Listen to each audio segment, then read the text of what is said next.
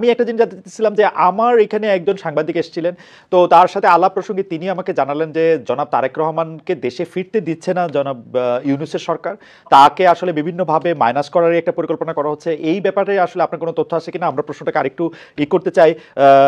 জনাব তারেক রহমান দেশে ফেরাটা কবে ফিরবেন, এখনই ফেরা উচিত কিনা, তিনি কোনো কিছু আশঙ্কা করতেছেন কিনা? আমি আসলে আই হ্যাভ নো আইডিয়া উনি কি প্ল্যান করতেছেন, অথবা কারণ আমার তো এটা থাকাও স্বাভাবিক না আসলে। কিন্তু আমি বিভিন্ন ভাবে বিভিন্ন সূত্রে জানতে পারি অথবা বুঝি যে বিশেষ যে গোষ্ঠী আছে সেই গোষ্ঠী বাংলাদেশে সহসা নির্বাচন হোক এটার পক্ষে তারা না। তারা চান বাংলাদেশের যে অবস্থায় বর্তমানে আছে অন্তর্বর্তী সরকার, এটাই আরো দীর্ঘায়িত হোক, অন্তত 2-3 বছর আরো দীর্ঘায়িত হোক, এবং তারপরে তারা একটা অবস্থাতে গিয়ে নিজস্ব একটা সুবিধা মতো পর্যায়ে পৌঁছে তারপরে তারা ইলেকশনটা দিতে চান। এবং তাদের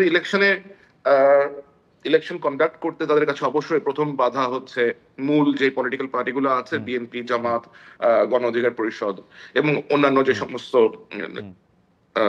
আপনার লিডারশিপ আছে তারা। সুতরাং অবশ্যই তারা তো চাইবেন না যে মিস্টার তারেক রহমান বাংলাদেশে যাক, বাংলাদেশে গিয়ে উনি ওনার লোকজনের সাথে ইনভলভ হোক। তো তার ফেরা ঠেকাতে অবশ্যই অনেকের অনেক রকমের তৎপরতা থাকতে পারে, বাট আমি নিশ্চিত না যে এরকম তৎপরতা আছে কিনা। বাট আমি বিএনপির লোকজনের কাছ থেকে আমি যতটা জানি যে উনি যথেষ্ট ইন্টারেস্টেড বাংলাদেশে ফেরত যেতে। ওনার মায়ের চিকিৎসা এখনো চলছে ইউকেতে, তো উনি হয়তো নিশ্চয়ই ওরকম একটা সুবিধাজনক সময় বাংলাদেশে ফেরত যাবেন।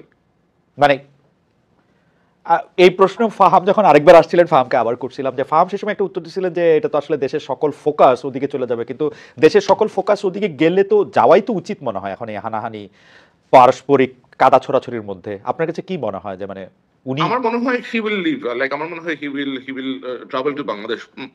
খুব শীঘ্রই বোধহয় উনি যাবেন বাংলাদেশে। আমার তো মনে হয় উনি যাবেনই অবশ্যই, কিন্তু কখন যাবেন এটা তো বলা খুব দুরূহ, কারণ এই মুহূর্তে তো ওনার মার চিকিৎসা চলছে। আর উনি বাংলাদেশে যাওয়াটা এটা একটা ঘটনা ঘটবে, তো আমার কাছে মনে হয় না যেটা হুট করে হওয়া সম্ভব। মানে উনি যদি প্ল্যানও করেন, হুট করে হওয়া এটা সম্ভব নয়। উনি তো আর আমার প্রোফাইলের মানুষ না যে আমি টিকিট কেটে চলে যাবো। আচ্ছা, বুঝতে পারছি। মানে ওনার বোধহয় এখন আরো 2টা মামলা আছে, এখনো বোধহয় ওনার আরো 2টা মামলা পেন্ডিং আছে, এরকম কিছু মামলা পেন্ডিং থাকলে তো আরো বেশি করে যাওয়া উচিত। কারণ হচ্ছে যে আপনি তো আপিল করতেছেন মামলা কোয়াশ করার জন্য, মামলার যে আসলে গ্রাউন্ডই নাই সেটার ক্ষেত্রে মিনিমাম আপনাকে আসলে কোর্টের সামনে হাজির হইতে হয় গত অন্যায় বলার জন্য। এটা যে উনি অ্যাটর্নি জেনারেল ফাইল দিয়ে পাঠিয়ে দিয়েছেন এটা ঠিক হচ্ছে না। I'm telling you, এটা উনার হাজির হয়ে এগুলিকে বন্ধ করা উচিত। একদিন আসলে একদিন উড়ে যাবে সব, যেটা হলো আমার আন্ডারস্ট্যান্ডিং। সরকার যদি বাধা না দেয়। দুটো মামলাতে বোধহয় ওনার সাজাও হয়ে আছে, বোধহয় কোন একটা মামলাতে সাজা হয়ে আছে।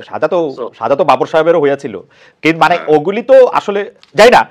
আচ্ছা আমি যেটা নিয়ে আসলে আমরা কথা বলতে পারবো বা আমরা জানতে পারবো, ফাহাম যদি আমাদেরকে পরে জানান তাহলে হয়তো আমরা জানতে পারবো, নাইলে তার আমাদের পক্ষে জানা সম্ভব